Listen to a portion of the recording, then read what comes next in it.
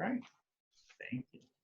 All right. So what we're going to talk about today is developing strong customer loyalty, building a larger, more robust source of solid referrals, and basically moving your way up your customer's value chain. And how we're going to do that, the 4 topics we're going to talk about is the critical success determinant, the importance of expectations, 4 levels of customer satisfaction, and then we're going to talk about being elite. So I'll jump right into the critical success determinant. So if you think of sales as the engine that drives your business, customer satisfaction is the fuel. So when the critical success determinant is your ability to satisfy your customers, right? That's it. You don't wait for the fuel to run out before you put more fuel in the engine. If the engine runs out of fuel, you're out of gas. That means that your customer themselves, you won't make the sale. You have to consistently nurture and keep that fuel running to the engine. You can have the best sales engine in the world, but if you're not feeding it with customer satisfaction, you're not feeding it with fuel, it doesn't go anywhere. That all starts with expectations, right? The worst enemy of any relationship is unmet or unfulfilled expectations. And that transcends all relationships, right? An unhappy spouse, a disgruntled employee, or the wrath of an angry customer. Displeasure is typically grounded in either failing to meet an expectation or failing to recognize an expectation. And the impact of failing to meet or failing to recognize ranges everything from a little bit of friction or ending the relationship, right? So has anyone ever been surprised by, you come home to an unhappy spouse and you don't know why, or you get caught off guard by a disgruntled employee and you're not real sure how that happened? Or in the context of business, right? Who here has ever experienced the wrath of an angry customer and you were totally caught off guard, totally oblivious to what happened? So let's practice with the technology. Anyone raise their hand if that's ever happened to you?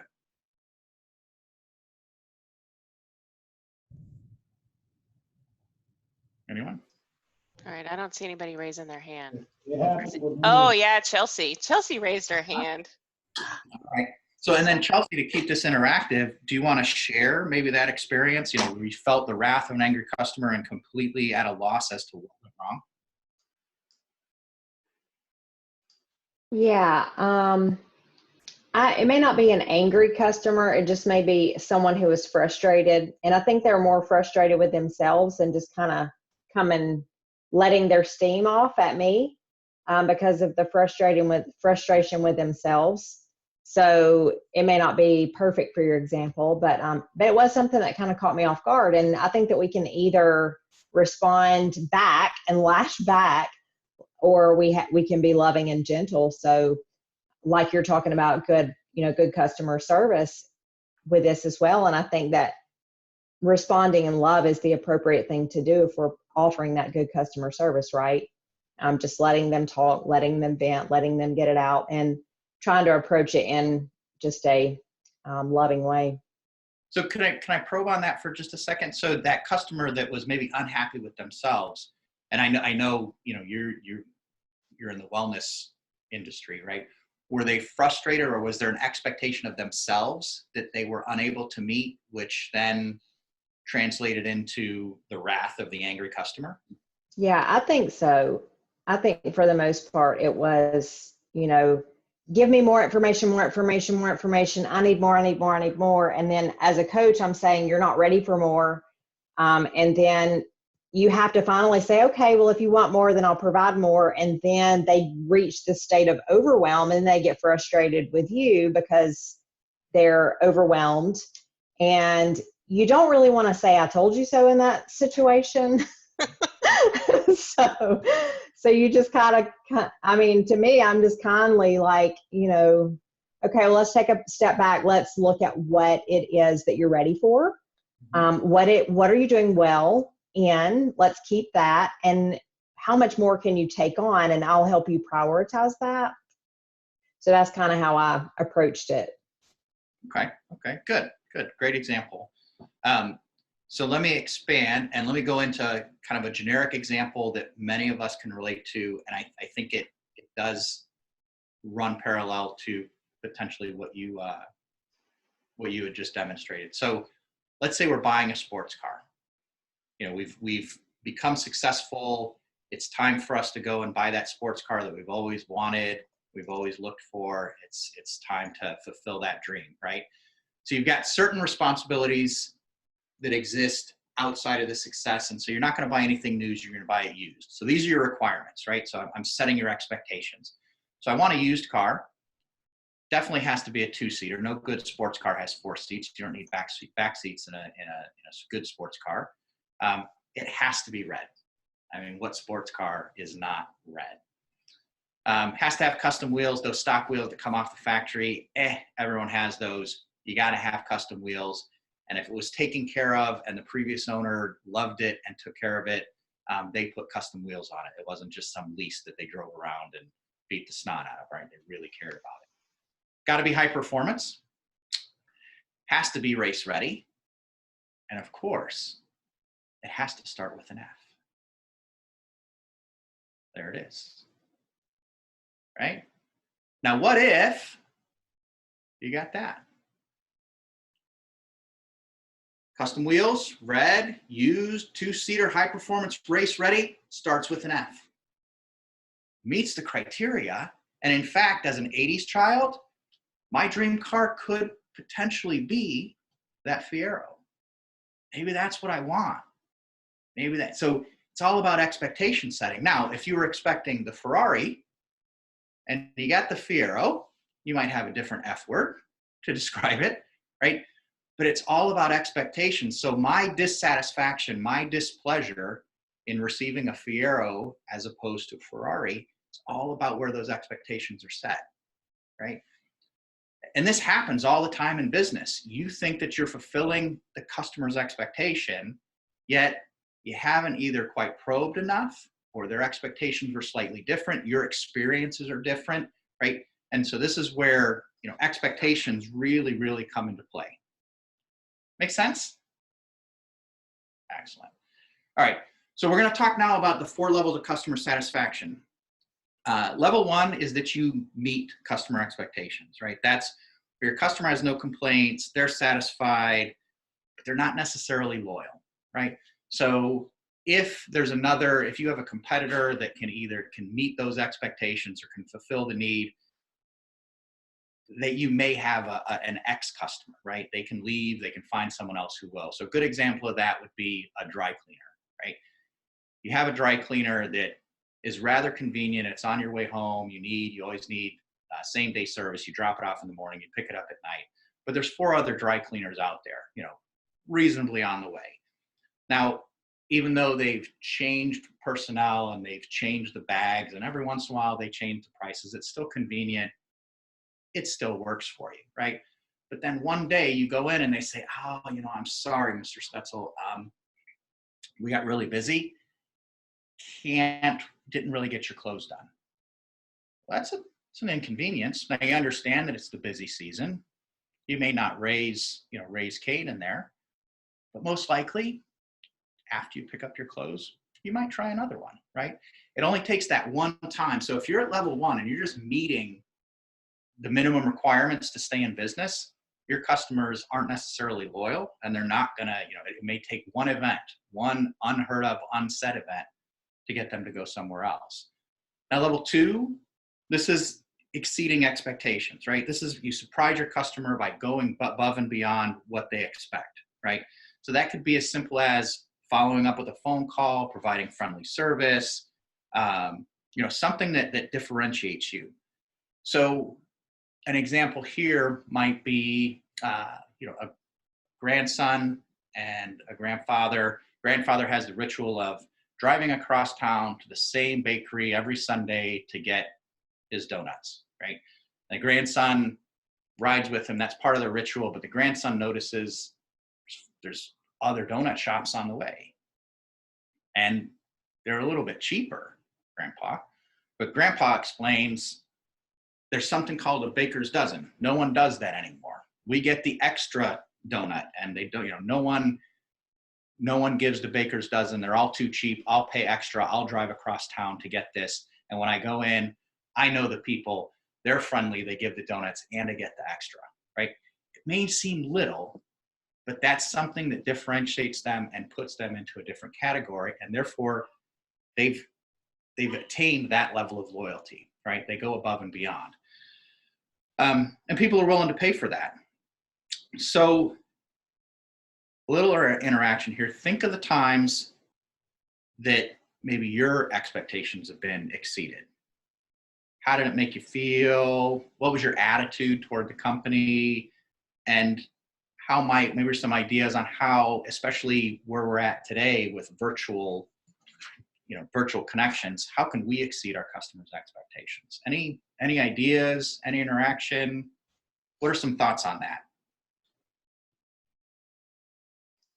Chelsea's got her hand raised. Come on, Chelsea. Hi, I'll just talk. I want to give some ideas because I know that a lot of people are moving into a virtual space, and I've been in a virtual space for a very long time. So I really just want to encourage during this time, honestly. And one of the things that I do for my clients is I send a welcome gift, and they're not expecting it, but it's just something, whatever I feel like they may need. Now, if I kind of know what they're needing and what they're struggling with, I may send that welcome gift right away. If I know that they're a coffee lover, or if I know that they're going to need a certain supplement, or if I know that they need to remove toxic supplies from their life, I might send them some non-toxic deodorant, or, like whatever. It doesn't matter. And I always write a handwritten card every time I send something to them. So it just makes makes them feel really special. And I always get messages back saying, oh my gosh, your card was perfect. It was right on time. I really needed that. So I think just going the extra mile to let them know that you care about them is one of the ways that I do it. Even in a virtual world, just people don't get packages in the mail anymore. So. Okay. Well, Chelsea, you're an overachiever, according to you've gone from level 2 really to level 3, and that's delighting your customer, right? Good. Bringing a smile to their face, right? So surprising them is one thing, but then delighting them is kind of level 3. So you jumped right into the next level, right? This is where you attach or you connect with someone, your customers, on an emotional level. You talked about the welcome gift and the detox kit. Those are things that are essentially personalized, right? And you've taken time and interest, and people are willing to, people are willing to pay for it. In fact, if they're delighted and you bring a smile to their face, they'll keep coming back. You've built that next layer of loyalty. If you think about Southwest Airlines or United Airlines, right? People are willing to pay extra to sit in business class, or they're willing to pay extra to be first in line or board earlier, right? The difference is a little bit of legroom and a little bit of extra attention. But once you get that status with that airline, they recognize you. They know your name. They know your patterns. They know your habits. They know which cocktail you like to drink, and that brings a smile to your face, and it's personalized, right? Showing that you care. You also talked about them needing potentially some detox. Well, you've done the research, right? There's a client that we have in a legal firm, and they support a lot of people in the medical supply industry. Every single attorney in that office is required to read the trade magazines and subscribe to the newsletters, right? They're required. Why is that? Because there's nothing better than having one of their customers unsolicited receive some research paper or something that's happening in the industry and giving them some insight, right? That shows you care. You're not getting charged for it. They're not getting charged for it, but they know that you care, right? And you add that additional layer of personalization, and it all comes back to care. So, Okay, can I butt in?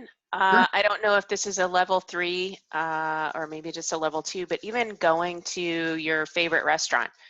You and I frequent one place simply because of the waitress. She knows our name. She knows what we like to eat. She knows how we like our meat cooked. She knows what wine we drink. I mean, that alone keeps us coming back to the restaurant, right? We would drive further to go to that restaurant just because the waitress knows our name. And I think that's really neat that people take the time to get to know you and It's not because we go there all the time. but but really just taking the time to get to know your clients and your customers and doing small things like that, saying hi and greeting you by your name, I think is important. Good. All right. And then level 4, this is, what launches you into kind of the stratosphere, right? And that's amazing your customers, adding value to the point of amazement. There's another client also in the medical field, and it's an orthopedic surgeon.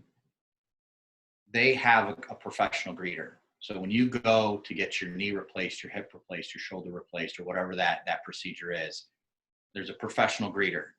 When you get to the hospital, you're treated like the special person that you are, right? It's concierge service.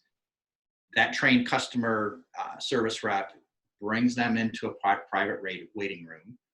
You're encouraged to bring a companion, a spouse, or someone to come with you because you always need that ride.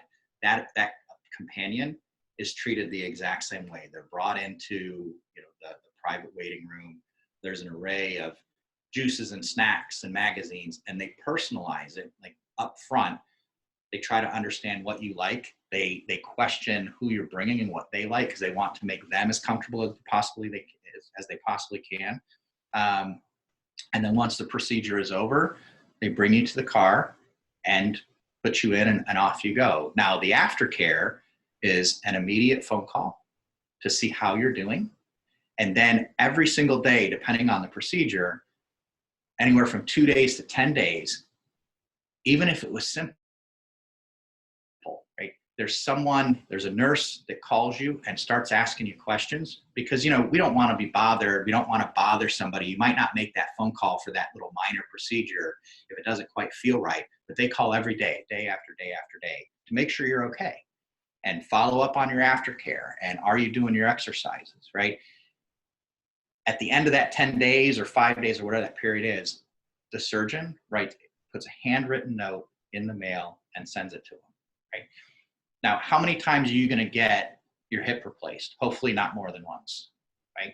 So in his business, repeat customers, they're probably not going to buy from him more than once, but they're going to refer everyone they know, right? And so by amazing the customers and making it truly an exceptional experience, that's how this particular surgeon puts himself into a completely different category. And he's got more business and more referrals than anyone, that I know. And he's really amazing. So using that, and maybe some of the other examples, let's get some more interaction, right? What are some ideas or some ways that you're doing now or you could do to, if right now, let's say you're at level 1 with a particular customer or customers, how could you get to level 2 or level 3? And maybe put it in the context of where we are today. I mean, anybody have examples or ideas on ways we can move ourselves from a lower level to a higher level just through interaction and working with our customers? I see Jimmy came off of mute. Yeah, I was going to ask if I could say something. Absolutely. So what really resonates with me is I actually like to be a problem solver for my customers, and by getting to know them and finding ways to help them out in their lives, whatever that looks like, I found that to be a great vantage point for me, and they keep coming back for more and more deals. I lost you right at the end there, Jimmy. Yeah. What I was saying is that they reconnect with me and they come back for repeat business. Absolutely. Yep. Okay. Any others? It's the little red button down in the bottom left-hand corner. Or I could just unmute everyone. Sometimes, yeah, you could do that, Tricia.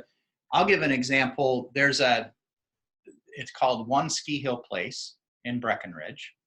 It's not the only game in town, but we keep going back year after year after year. It's a ski in, ski out. That's where we spend our ski holiday. Good place, but what keeps us coming back and what's amazed us year after year is it's one person. It's the snowboard ballet. Now we go there once, at the most twice per year, and we're only there for a couple days. But that man knows our boards. He knows our names. He recognizes us every single time, and he remembers something about our last trip. That, we could go anywhere, right? There's lots of different places, and I know our son kind of bothers us about, why do you guys always go to Breckenridge? We could go someplace else. We keep going back just simply because this guy remembers our name. And that's, it's, for us, that's so cool, and that's so not that familiarity. I'm not sure that I want to try Vail, because I don't want to be mixed in with the rest of the crowd. Now, maybe some people would, but that's just one of those things where, unless somebody, forces me to, I'm probably going to keep going back there year after year after year. Any other ideas people want to share? No? All right. So ultimately, right, all of these things are designed and intended to get you to improve your position on your customer's value chain, make them more valuable, or make yourself more valuable in that value chain. Did we have a question? Nope, I don't see. Amy came off a mute, but I don't know if she. Okay. Nope, go ahead. All right. So next here, we're going to talk about being elite, right? First, and this is intended to be interactive, right? So the first letter in elite, E, being engaged, right? Asking questions, building relationships, unsolicited check-ins, just checking in with your clients, checking in and building those relationships. It's a little bit more difficult now, and I know we've got a lot of AI folks here as well. Networking is huge. What are some creative ideas, or how are you guys, in this new kind of untapped virtual world, what are some ways that we can stay engaged or engage and build relationships in a more virtual world?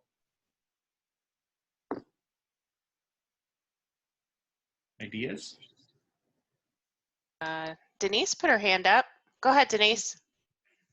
I was just going to say that what I'm doing with my clients is staying in touch with text messages and phone calls and just seeing how they're doing and all that. And it seems to work and makes them really happy. If I haven't heard from one of them in a while, then I'll text them, hi, are you okay? And how are you doing? And that seems to make a difference with them. Mm-hmm. Good.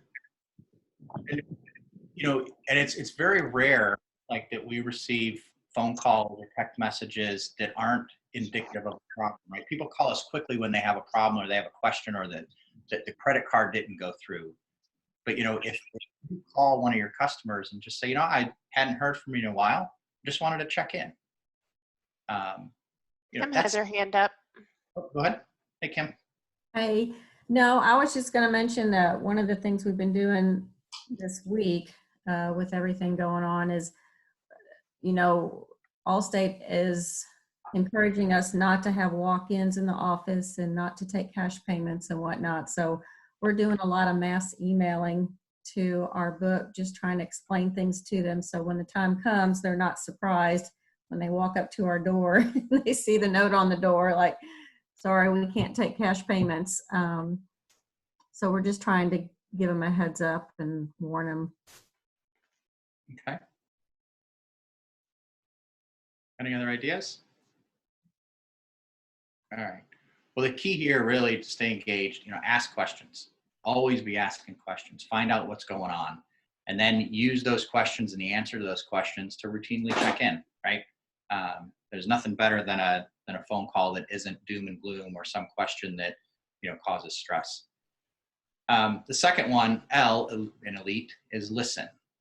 Starts with sending surveys, right? Scheduling one-on-ones, and in the example earlier, right, doing the research, reading the newsletters. How cool is it, or how powerful is it when one of your when you're able to call one of your clients and talk to them about their particular industry or something that's going on within their industry, it truly does set you apart.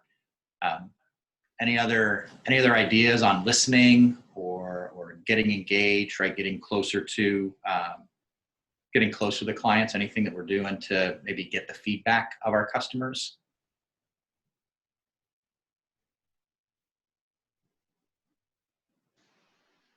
Quiet group.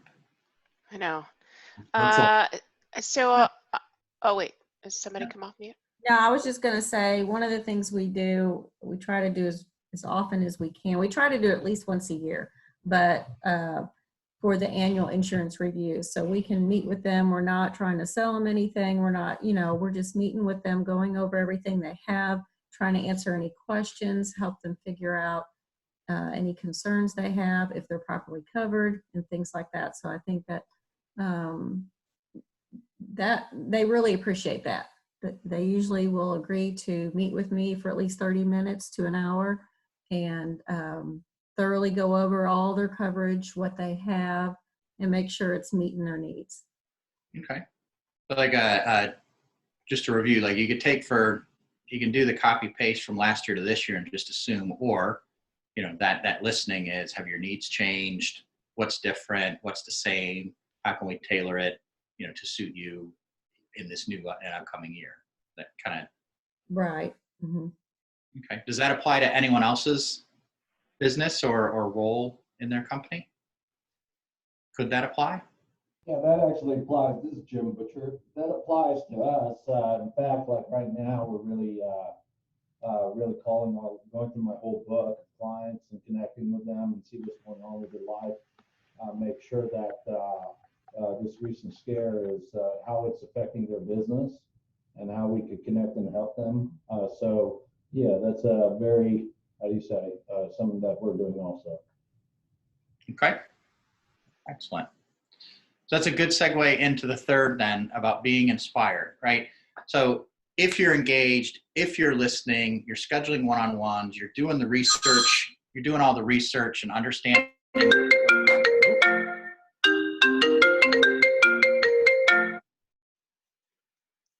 It's okay. We're having a little technology thing. That was unexpected. All right. Patience, please. Yeah. Hold on. You share. All right, I got something while you're doing that. Okay, never mind. You're good. We're good. Go ahead. Being inspired, right? So if you understand and you know what the driving forces are behind your customer or why they do what they do, right? You can approach it with passion and it's inspired, right? Back to the personalization, I think our overachiever, Chelsea, right? Knowing that a detox may be coming, right? Knowing that, there are things going on with them that you can engage on and be passionate about and really relate to them at a deeper level and make that personal connection, right? Right, Chelsea? I see her nodding. Yes. Yes. Second to the last one here is think, right? These are intentional and creative solutions, right? Nobody likes to have the canned message. Nobody likes to have, the salesperson. Let's face it, right? We're all salespeople. We own our own business. We have to represent, right? We have to, we make money through selling. Not everyone really appreciates or thrives on selling, but if you can come to your clients with intentional, creative solutions that are aligned with, what inspires them, their passion, their driving forces, you've done your homework, you've done your research, you've built a relationship, it's far less of a sale as it is being a value add. And that's really ultimately where you want to be, right? In the coaching business, we don't sell coaching, people buy it. And if you feel like you're selling, on the other end of that, on the receiving side of that, it's just as uncomfortable sometimes for them as it is for you. I think the other point here around think is find a way to say yes, right? If there's a gap between where your customer is today and where they want to be, they're looking for a way to say yes. And you should be trying to find a way to get yes. Because that requirement, that desire, that gap, that's not going to go away. One way or another, they're going to find a way to get there. And if you're the one who helps them find yes, then you've increased your level on the value chain, right? Anybody care to expand on that or talk? Yeah, can you go into that a little bit more? Like, what do you mean by helping them find their yes? So it's there's a question that I use all the time, and it really separates consultation from coaching, right? So you hear somebody talking about a problem, I just can't. So you ask them, we need to increase our profit margin by another 5% this year in order to make consistent payroll and pay off whatever. But we can't. So why can't you? And you explore, and you hear all the reasons why they can't. And then I ask, I get it that you can't. I mean, this all makes sense. I know you can't. I'm with you. But what if you could? What if you could? How would you go about it?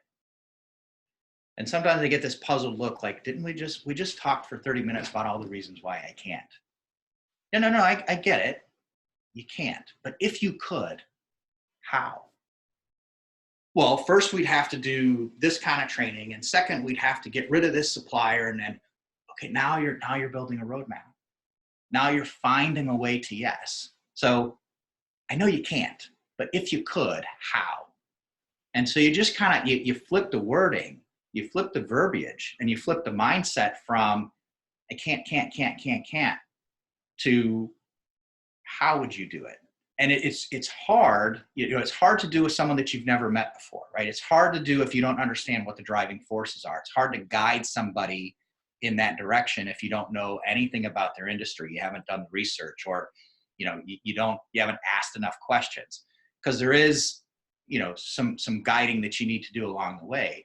But simply changing the mindset from I can't to yep, no, I know you can't, but if you could, how? That changes the context of that conversation. That's worked really well for me. And it's amazing how many breakthroughs that one simple line of questioning opens doors for, right? Well, I and like that. if I could offer just something that's been going on around us over the last 5 to 7 days, when restaurants were asked to close, they started delivering or curbside pickup. So these are creative solutions and finding a way to still sell their product, even though they were required by the government to shut their doors, right? Or even using Uber to deliver for them. So those are some other, just things that are going on in the world today. I've got one other example in the pet sitting world. I'm connected to, as most of you know, a lot of people out there that are in the pet care industry. And this situation has really been tough because most people are working from home. They don't need their dogs walked. They're certainly not traveling, and they don't need the kind of help that a pet sitter would normally give. So one of the things that someone in Seattle who's been hit pretty hard is doing is something called Fetch and Go.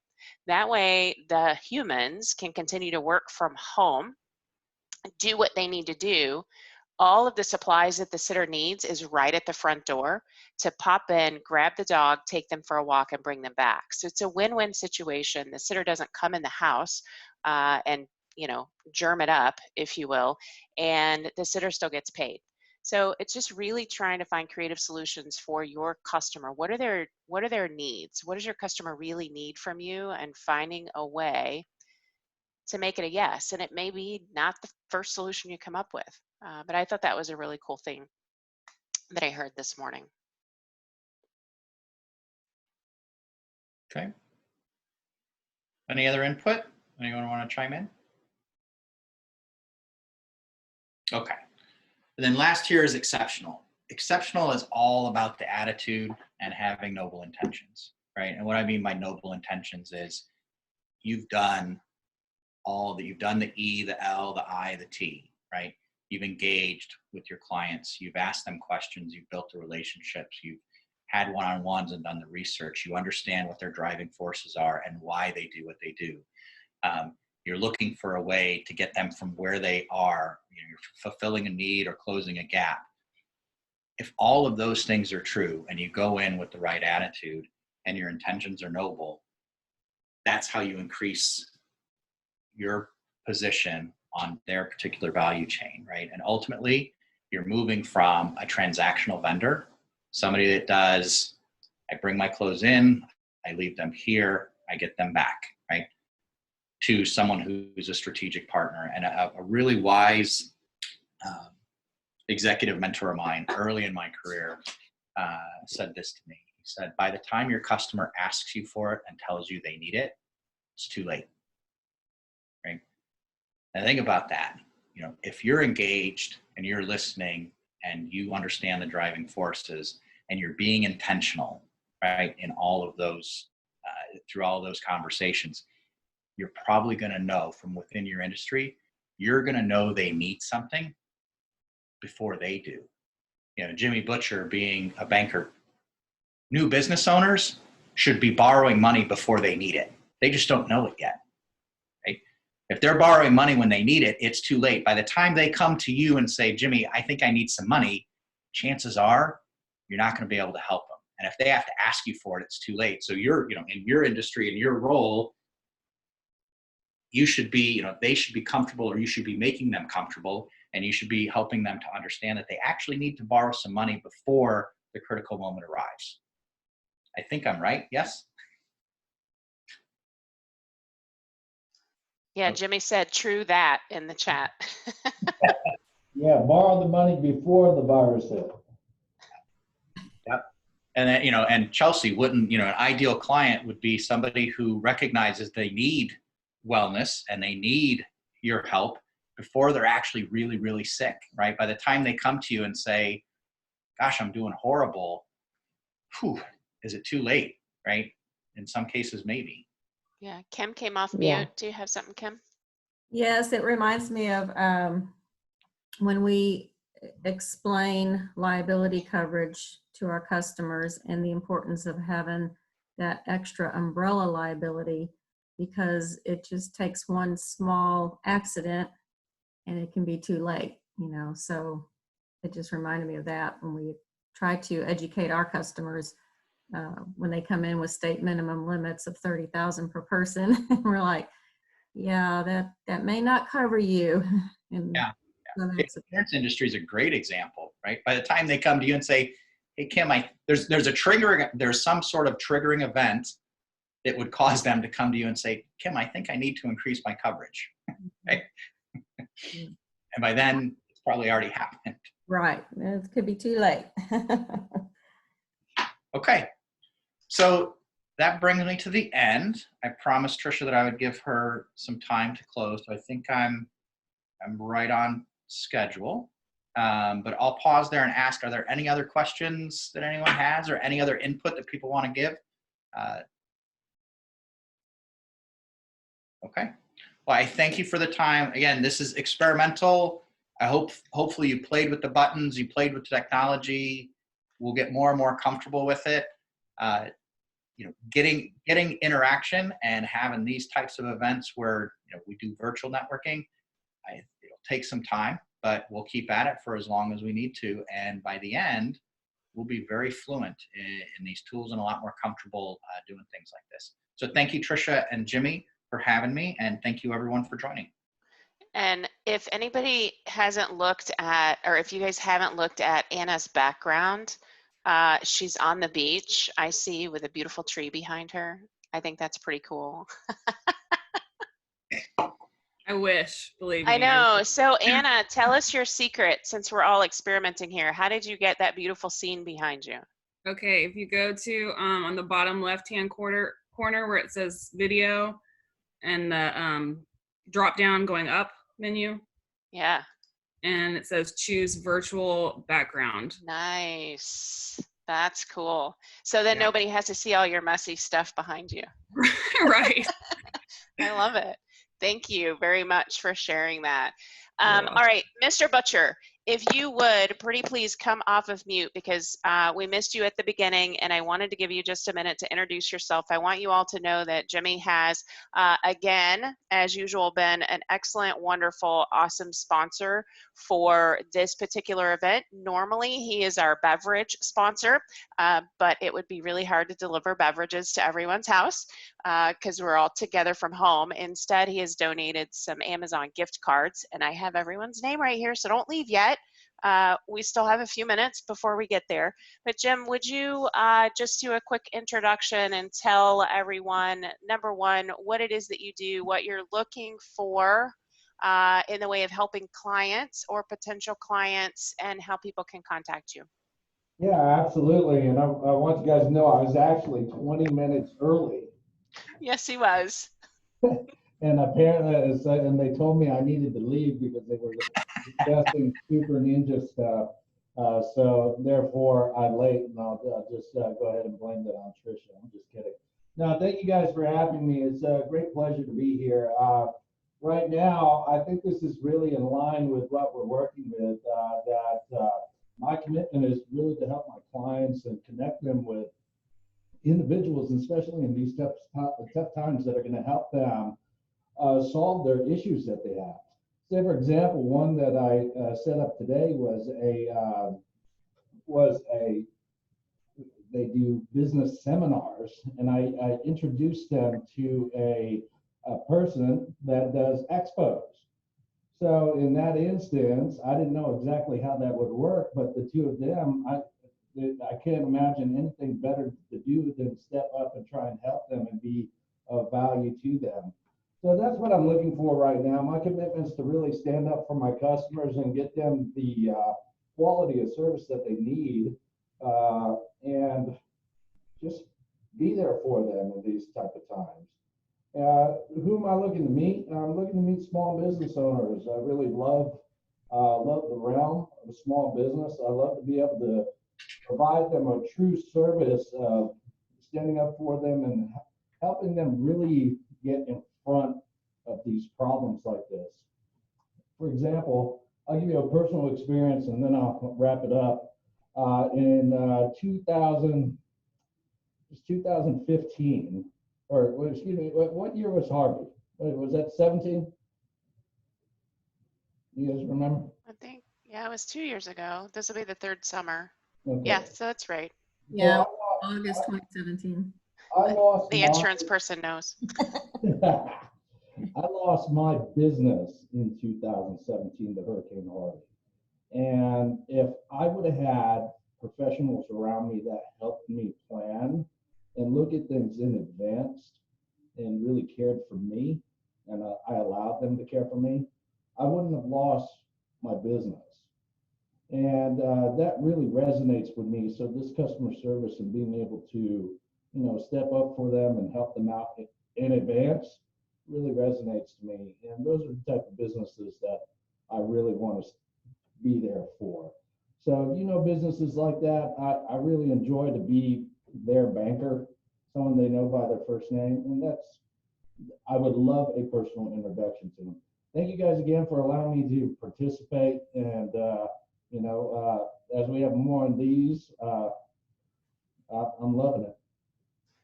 Thank you, Trisha. Absolutely, Jim. So we're going to do 2 door prize drawings, so y'all don't go anywhere yet. I do want to just give I don't know, I guess an infomercial on if you don't have a way to communicate with your clients or your staff online, you should do some looking around, do some homework, because there are free tools out there that you can use. If you're on a G Suite platform and use Gmail, you can use Hangouts. That's free, and you can do video and or phone only.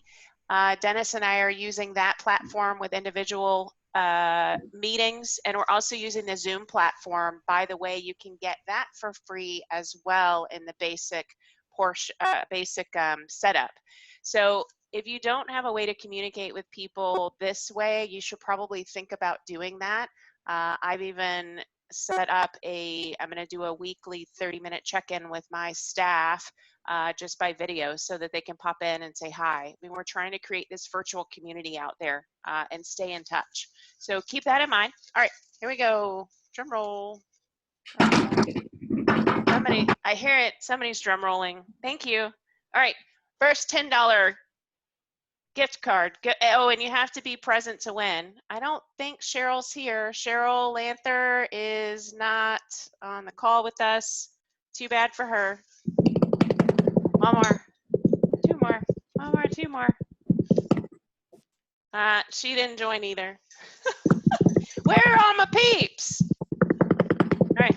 I know. Who's doing the drum roll? You're doing a great job. Anna! There you are. Anna Sites. Woohoo! All right, Miss Anna. These are going to come to you via email because I found that's just easier than trying to send you a card. I got one more. One more. Miss Kim Trammell. Woo! All right. All right.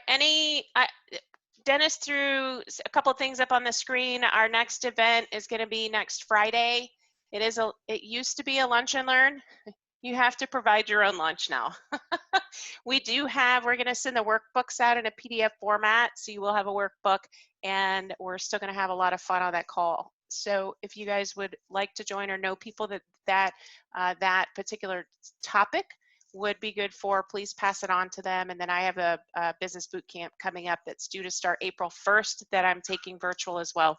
If anybody's interested in that, let me know. Dennis, do you have any parting comments?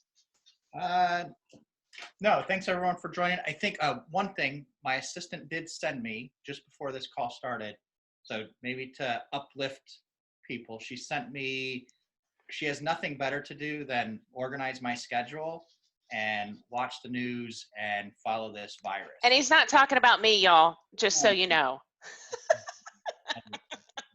It's not Trisha. I would never call him my assistant. That would be one of those disgruntled spouses. And did you see the lady choking the other lady? Yeah. Yeah. So she sent a series of facts that indicate that this COVID, we may be, resolving it sooner than later. So the Wuhan province in China has shut down their hospital because they do not have enough new patients to justify keeping it open. That's good. The other, the Italians who have been hit quite hard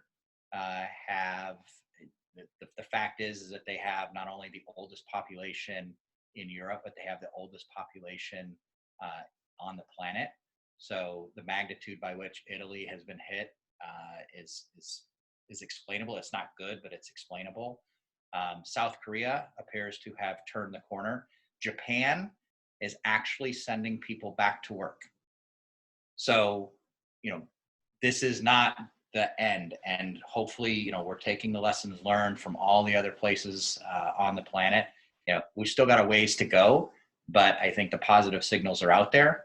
And as much as we love the virtual platforms, I can't wait to pull us all back together and see us, all together in a room, and we'll have a great party. So thank you all. You're on mute, Trisha. Okay, sorry. Everyone, have a great afternoon and be safe and healthy. Our next Top It Off is supposed to be Mr. Jimmy Butcher speaking on the 16th. His talk is called Approved. So we'll be putting that together and letting you guys know about it. Have a great afternoon.